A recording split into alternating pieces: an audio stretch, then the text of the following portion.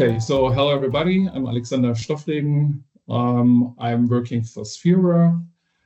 Just a short information what Sphera is. So Sphera is a leading global provider of environmental, social, and governance performance and risk management software. We are also doing a lot of consulting services. So that's where we come here into the game.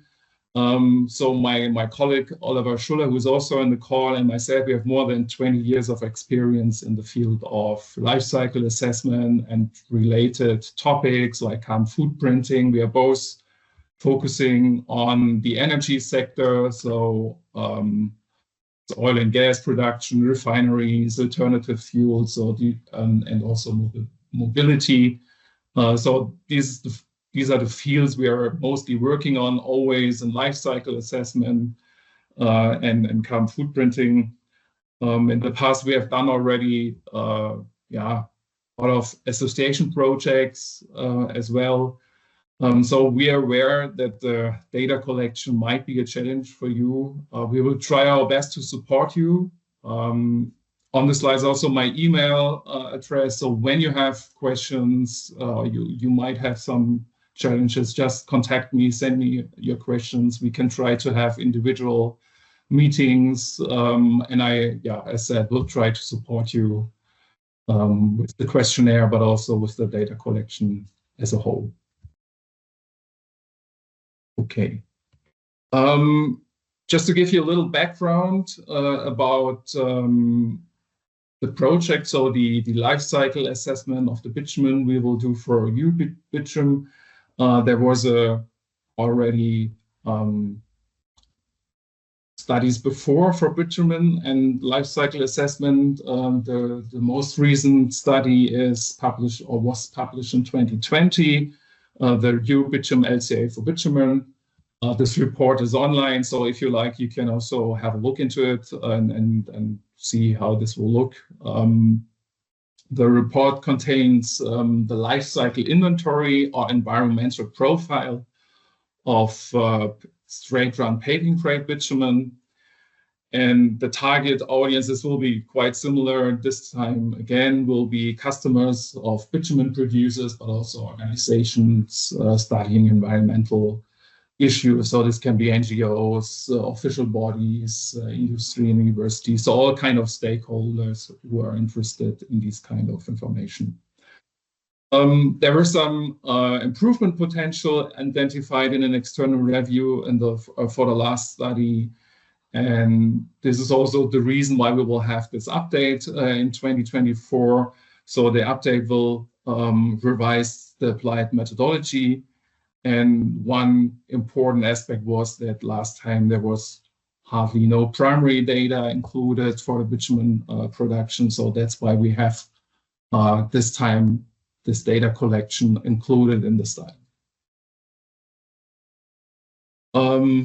Regarding the scope of the study, so it will be in life cycle assessment covering the production of paving grade bitumen produced in Europe. We say it is a cradle to gate study. It means that we will include, of course, the feedstock, the crude or external electricity supply, external fuel supply. This will be taken from our own database we have. And then, therefore, we will have now the data collection is the refinery operation where the crude oil is then processed and you finally get the bitumen. And refinery gate means that we will look until the bitumen is produced and is then stored at the refinery and then stop. Important maybe for you also to know is that we will not only look on greenhouse gases. So it's not only a carbon footprint, it's a full life cycle assessment. So also other environmental indicators like acidification or resource consumption, photochemical also information is of interest, and this is also the reason why we ask for other emissions than greenhouse gases. In terms of the bitumen, we of course focus on, or we include the bitumen produced by EUB bitumen members in Europe. And we will look on the straight run bitumen, but also air rectified or oxidized bitumen. Yeah, then already interesting for the data collection, the reference year ideally is 2023 for the refinery operation. For the crude oil mix, we decided that it would be good to have a longer period included, so a 5-year average, ideally, just to see how the oil supply might have influenced or will influence the bitumen. So therefore, it's probably important to have then a 5-year average, not just the 2023 data. So this gives us a kind of flexibility to analyze this a bit more in detail, because the feedstock, the crude oil, will have a relevant share of the impact of the bitumen.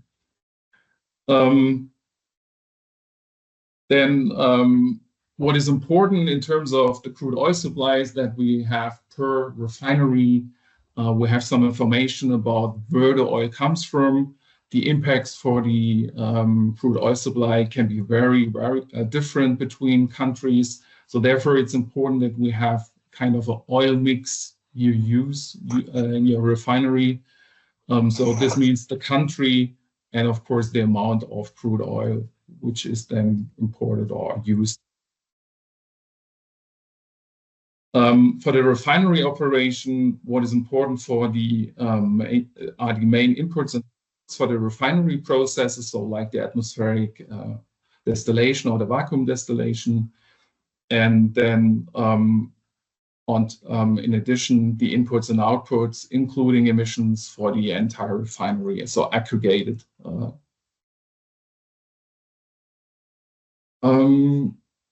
So the reference unit, or how we would like to have the data, would be the annual production of the bitumen. So how many oil is processed in the distillation for 2023. So that would be the ideal have it for the entire year. The data collection questionnaire, I think you have most probably already seen it. It's in it's an Excel-based questionnaire for the data collection. So ideally for each refinery, we would like to have then the individual questionnaire filled.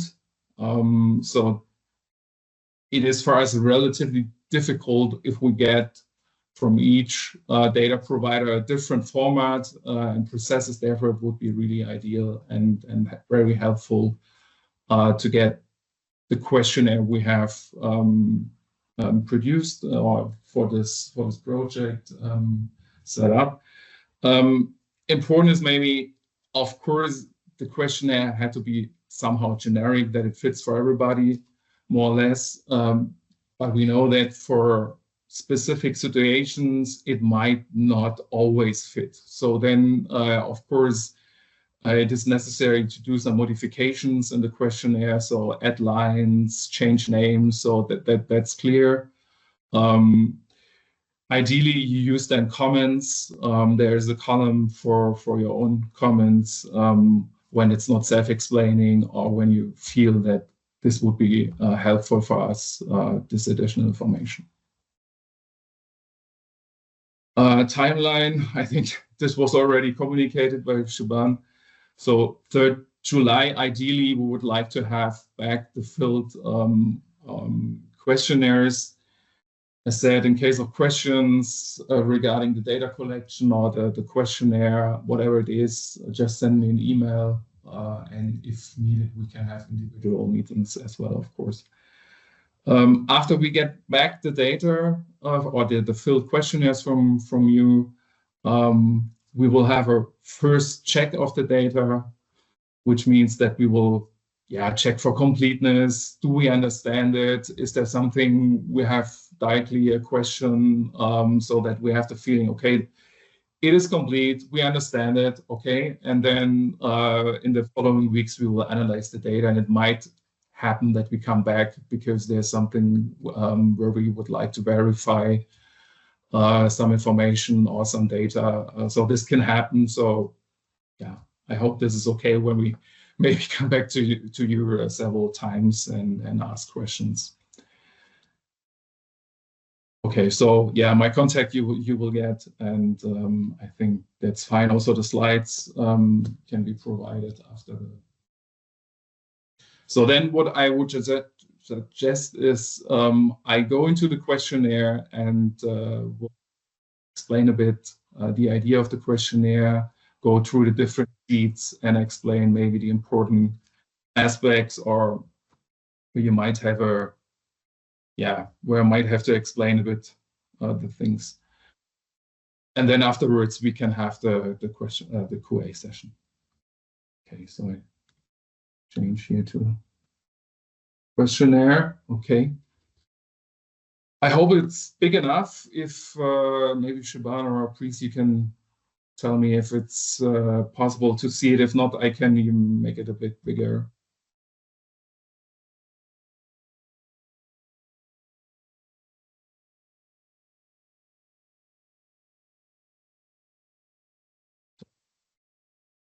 Looks like this is okay. Yeah, it's good.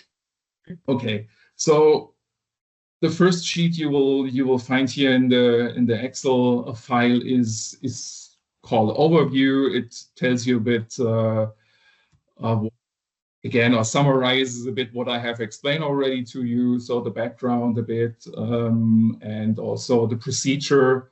So I think we can skip this. Then in terms of the sheets you will find here in the Excel file, there are in total, I think, 10 sheets where we collect data.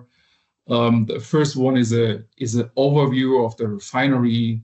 We will see later. Then it's about the location, maybe a flow chart if you have, that we can better understand your refinery. Then we have one sheet for the crude feedstock. Ask for how many crude is processed or is going into the refinery, into the atmospheric distillation, and from which country it comes. Preconditioning, then the distillation steps, additional steps like air rectification, oxidation, and then energy supply. Then what is maybe important, I already told you, reference years 2023, ideally for all the processes at the refinery for the crude supply, as said, a 5-year average. In terms of units, we have a column, of course, always with the units. It I'm quite sure that you will have to modify them, adapt them to what you have. Ideally use metric units like tons or kilogram, megajoule, but we can, of course, also handle other units, right? Important is that you change them accordingly to what you have. So yeah, that would be important. Usually we work with net calorific value. Also here, we can handle also cross calorific value if this is the case for your refinery, but please make a note or tell us that it's not referring to value. Then we have a kind of a color code in different sheets. Yellow means please provide data here.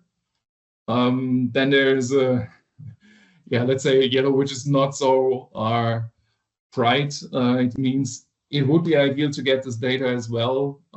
So this is additional information which can help us for the study, make it more precise. But if it's not available, we can live without it, right? But ideally it's there. And then the blue one is a drop-down menu. You can select something. The gray means, okay, there's nothing to do. It's, you leave it as it is. And the white it might be necessary that you have to adapt something like change the name of an input or an output, change the unit. So this is the idea of the color code. Okay. And the first sheet here where we ask for data is the refinery overview. As said, this is very basic information about the location of your refinery, that we have an idea in terms of where the crude oil has to be shipped, that we can handle the logistics. Therefore, we need the country, the city. I think that's simple. And then the other information here is about how the crude oil comes to your refinery. So this can be by a tanker. You might have a pipeline connection when it's inland. It might come with a inland vessel, train. All this is possible. So this would be helpful for us to understand a bit how you are connected to the supply, right? I believe that for a lot of refineries, this is quite simple when you're the refinery, for instance, at the coastline, at the big harbor, and of course the crude oil will predominantly come with an oil tanker, an ocean-going oil tanker. There might be some pipelines from the North Sea, okay. But for refineries inland, it might be a bit more difficult. So therefore, we ask this data. So here, as I said, is a drop-down menu. You can select then the answer. On top here in this refinery overview, what would be interesting for us is to have a rough overview of your refinery, a flow chart with the main units and see what are the products coming out, just to have an overview and understand better than also the data. So then crude feedstock. So as said, this is really important for us because the carbon intensity or the greenhouse gases per kilogram or ton of crude oil can be quite different between countries. Therefore, what we ask here is then a list of the different crude oil origins, like the different countries here, and then of course the amount, how many crude oil is delivered to your refinery and then used in the specific year. So this could be in ton per year. Maybe you have different units. Usually work with mass here. So if you have it in barrels or whatever, then it would be interesting to have a density. If not, we can always use average proxies. That's also possible. But if you have this information, it would be good. Therefore, we have also here this section with additional information. As said, it helps us to make it more precise. When you have big countries, then it's of course interesting to know the name of the crude or the location. Then we can see it comes from there, and we can have accordingly the distances or the logistics for this crude. And same with heating value, density. This helps us, especially when you have other units, then we can recalculate this. But as I said, the important part is here is the countries and the amount of specific countries. So that's all. If you have more countries, please add additional lines.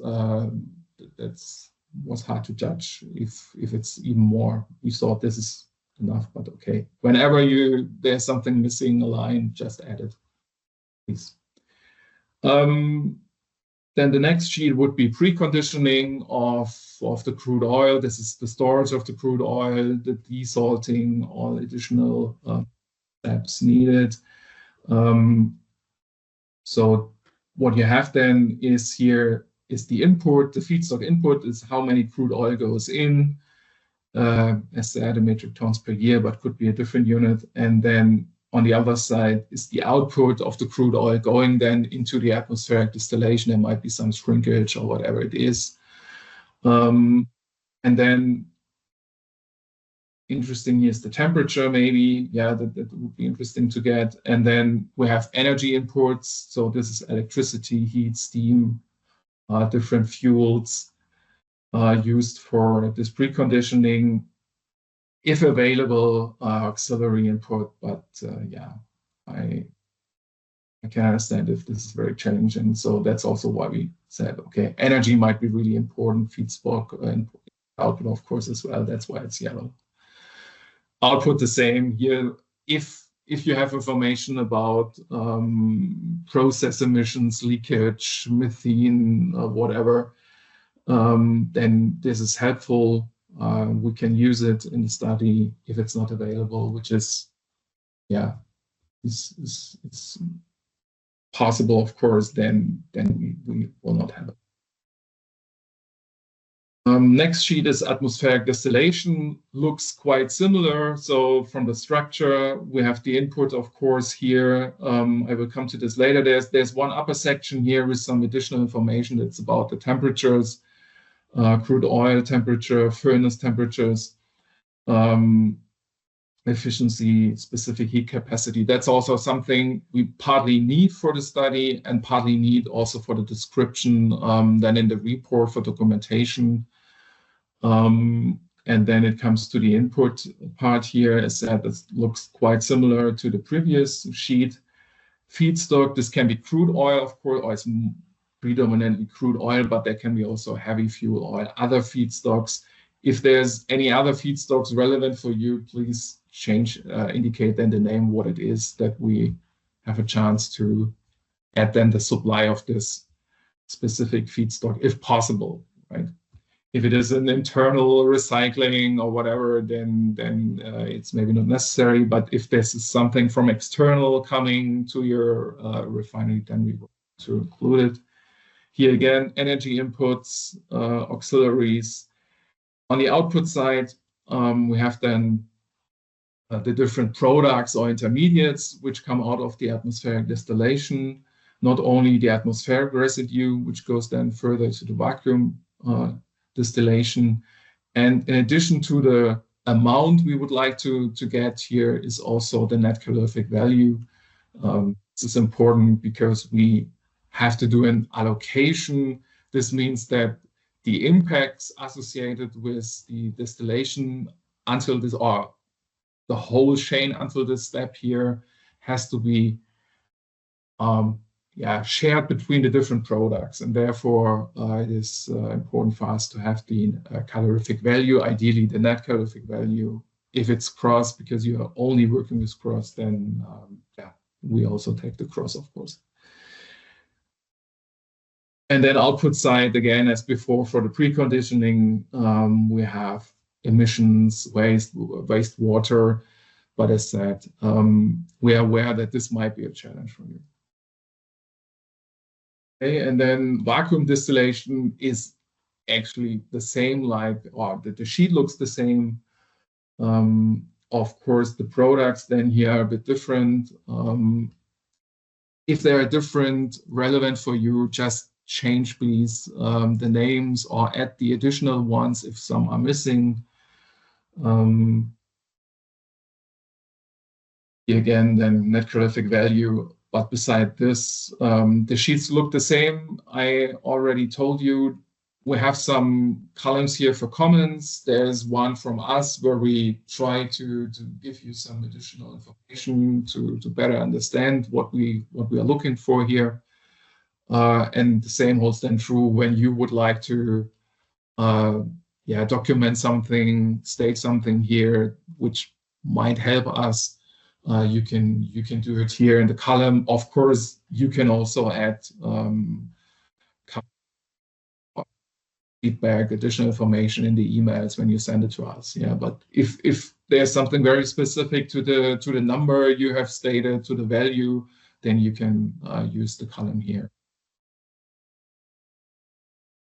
Okay, so the vacuum residue coming out of the vacuum distillation, this is already partly, or to a certain stream of it, will be already one of our products. So paving freight, straight run, bitumen.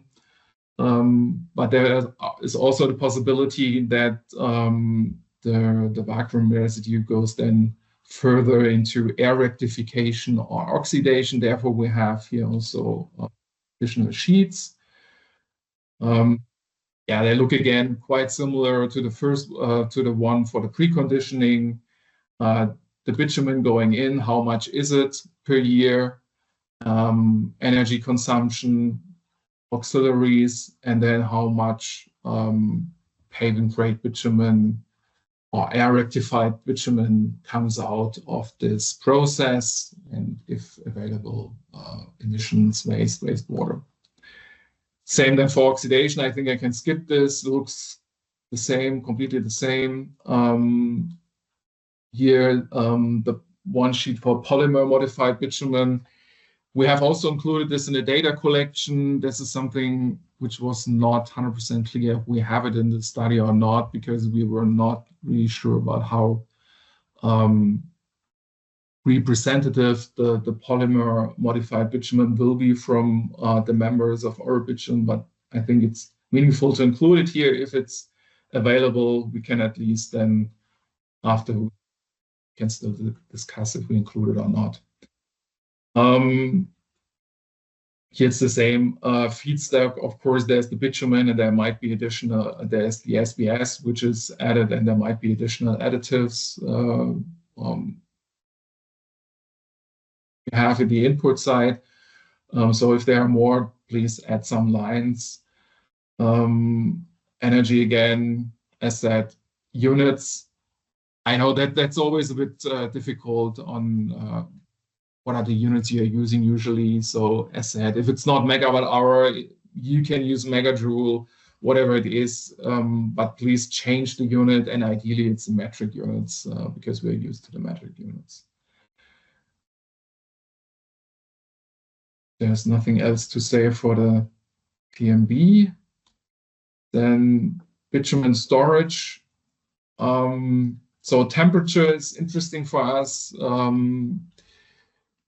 because there's also one way to calculate the energy consumption for the bitumen where we need the storage temperature beside the allocation way. Therefore, it would be interesting to get it. And then again, energy consumption as before. How much bitumen goes into the storage, how much goes out. If there's any, I don't know, any shrinkage, yeah. So then finally, before we come to the entire refinery, there's energy supply. So this can be an internal power plant you have, a CHP plant, CHP you have at the refinery. So what we would like to know then is what are the fuels going into this power plant, the amount of the fuels, so the internal fuels, but of course also external, so like natural gas provided from the network, and then how much electricity is produced, how much thermal energy and steam. Okay, and then the final sheet is about the refinery as a whole. So what we would like to know here is how many fuels go into the entire refinery. Again, it's the internal ones which are consumed and the one from external. Also, electricity, thermal energy or steam provided from external, so electricity from the grid. But there might be also the specific case that steam is provided from a neighboring facility, a neighboring refinery maybe, which is, yeah. And therefore could also happen that steam is comes from external. Water consumption, if possible, also what kind of water is it? Groundwater? Is it surface water? Or seawater? So yeah, if it's seawater or surface water, groundwater, that would be important to understand. Because the groundwater, the surface water plays a role for scarcity, seawater not so much. Yeah, so therefore this is interesting. Auxiliary materials, yeah, we don't know if this is really important. We have added it here. So if you feel, yeah, this is something we consume here, nitrogen from external relevant amount, okay, you can, then it would be interesting to get it here. Then output side, again, how much electricity, thermal energy, steam is produced. comes from the power plant. We had already the sheet before, but there might be also other locations where electricity or thermal energy steam is produced. There might be electricity sold to the grid, or even steam provided to a neighboring facility. So this is, of course, important. It will not be attributed to the bitumen or to the products from your refinery. It is then, you will get some credits for this exported electricity, and this will be included then in the calculations. Of course, of your entire refinery. I said before, if there's something missing, please add lines here and or change the names. If there's a product you do not have, you can say not applicable, or you say it's 0. You can also delete, but it's not necessary to delete the line then. Water. How many water is released to a water body, how many wastewater goes to a public wastewater treatment, water vapor, if this is available, would be interesting.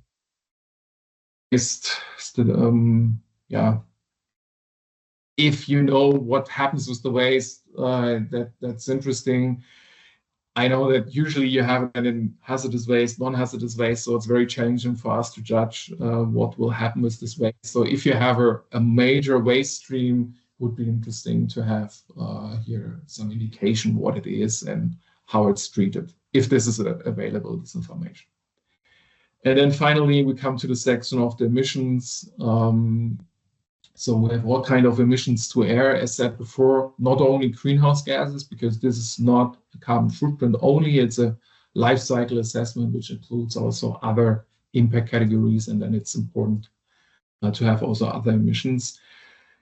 I think we have already a comprehensive list of emissions. It might be the case that you have more, then please add them. It might be, of course, also the case that certain emissions are not available for you, you just don't have it, then okay, then say not applicable, maybe not 0, because if you know it's 0, then it's 0, of course. If you just don't know or you do not have any information, then just give us an indication that you have no information here. And then finally, emission to water. So if water goes to the water body or information, it will be also interesting of what are the emissions to, especially when it goes directly to a water body, what are the emissions going to this water body. Okay, also in the light of the time, I would give you time for questions and answers, but this is more or less from my side an introduction to the questionnaire.